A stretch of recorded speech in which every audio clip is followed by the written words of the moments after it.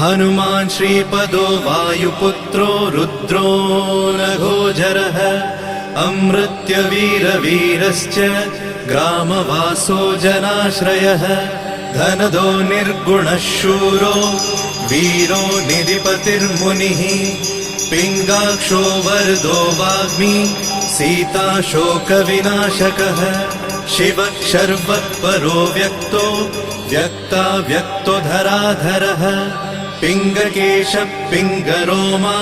श्रुतिगम्यः सनातनः अनादिर्भगवान् देवो विश्वहेतुर्जनाश्रयः आरोग्यकर्ता विश्वेशो विश्वनाथो हरीश्वरः भर्गो रामो रामभक्तः कल्याणप्रकृतिस्थिरः विश्वम्भरो विश्वमूर्तिर्विश्वाकारश्च विश्वपः।